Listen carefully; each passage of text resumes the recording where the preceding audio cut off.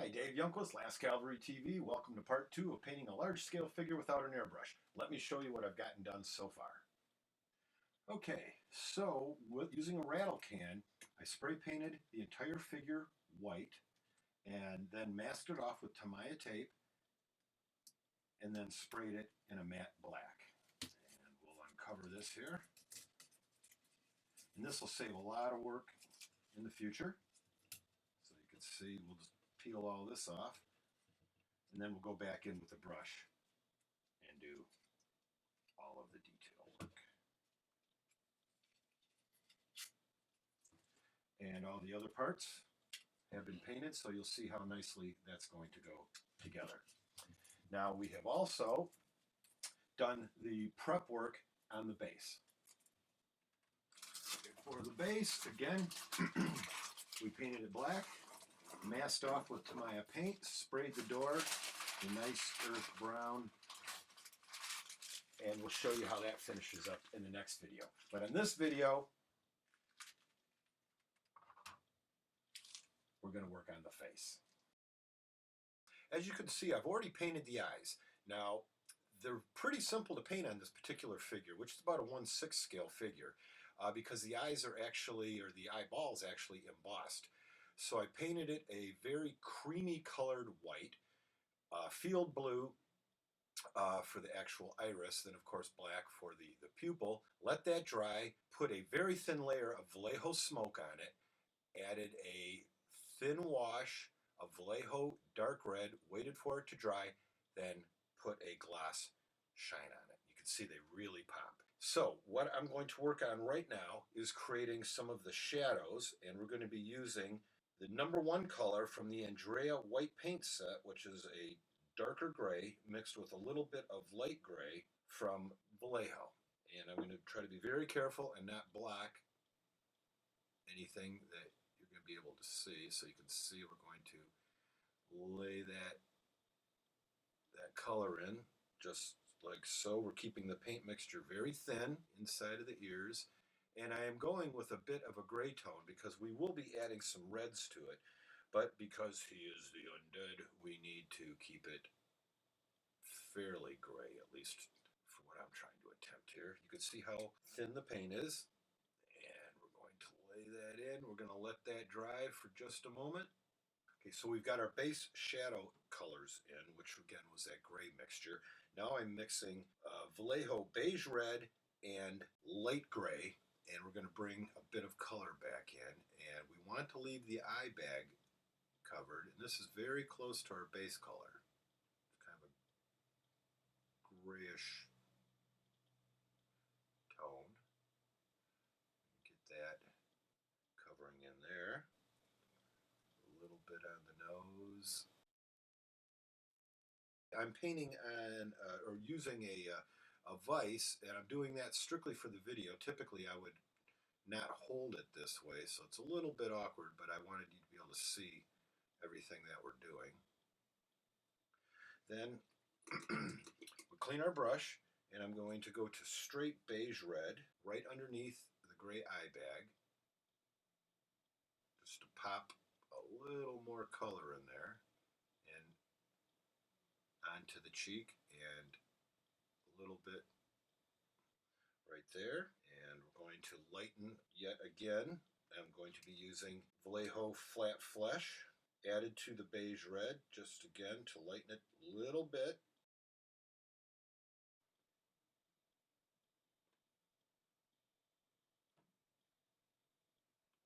And we get a little bit of light up here. There we go.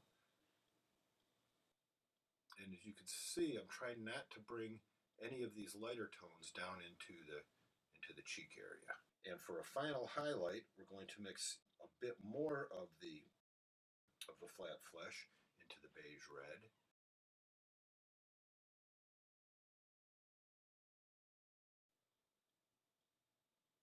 You can blend acrylics when they are this wet. So just get a little bit in there, a little bit more there. Okay, we'll let that dry for a second. So we've got some real nice highlights on the upper cheek area. Now we need to put a highlight right next to the laugh line. That's what they call that. To really make that shadow pop. You'll always find that it works best if you put your highest highlight next to your shadow. And a little, let me see, we'll run that down. This is straight flat flesh, by the way.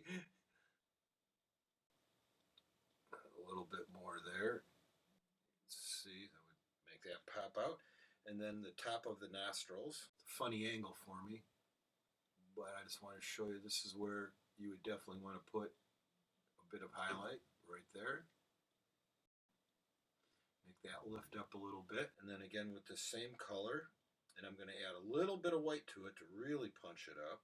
We're using the flat flesh. We're going to run a band across the top of the lip. A little bit there, a little bit on the bridge of the nose. There's a little crease here, a little highlight here. And then finally, line there. Okay, let's get some other tones in here. So now we're going to work on painting the lips. The upper lip is always much darker than the lower lip just because it is in shadow. And I'm using from the Andrea paint set number 6, which is a very dark red. And again, we're just going to paint the upper lip. And again, you can see how dark that tone is. Then on the lower lip, we're going to take that color, mix it with a bit of our beige red. So I'll go back and touch it up when I'm off camera a bit. But I just wanted to show you the technique, which is very effective. Okay, I've added some very small lines with beige red on the lower lip just to emphasize the wrinkles. And adding a touch more of the beige red, we just want to paint just the tip of the nose, just to give it a little bit of color. Now we're going to go back to our original shadow color. As you can see, I kind of work from the top down, and we want to put a shadow tone here, and then in Bela's, he's got that cleft in his chin, so we're going to lay that in. And then this shadow area here, and here. Then go back to our beige red and flat flesh mixture, and we're going to punch the highlights on that chin. You can tell this is speed painting 101. I'll give a little bit of a highlight here. See that? A little bit more. A little highlight here. I'll work on the other side of the face and show that to you in the next video. And we're going to add a little bit of this highlight color down here. And I'm going pure flat flesh again for the higher highlights, not the mix of the beige red and the flat flesh. Highlight right here, highlight here, here, and now's a good time to lay that color in on the ears. A little bit more.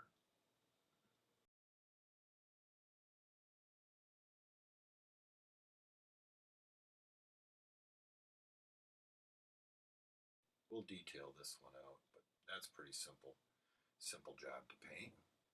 Let's get some red in the cheeks. He's just fed. I'm breaking out the pastels. I really like to use these, and on a figure this size, you can really create beautiful transitions. So I'm using a red rust color, and we're just going to put a little bit of color into the cheeks. Again, he's just fed. I put a little bit into the temple, so he does have some blood in his system.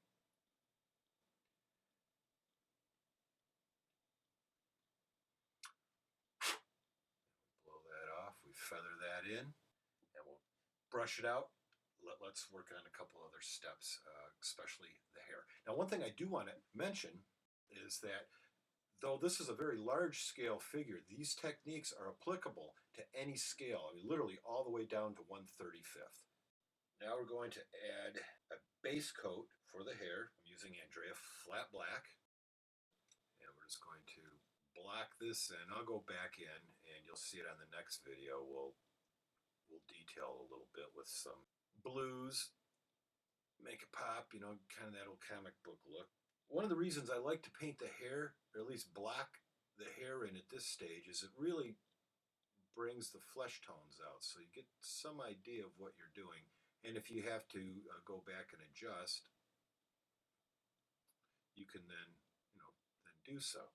And also, once I am done shooting this, or filming this video, I'll go back in and do my close-up cleanup work, but I'm just trying to show you, basic color mixes and tones. Let's get that eyebrow in, at least the base, and you'll see that it really brings it together. Now I'm going to have to clean that up. I can see where I've slopped it a bit.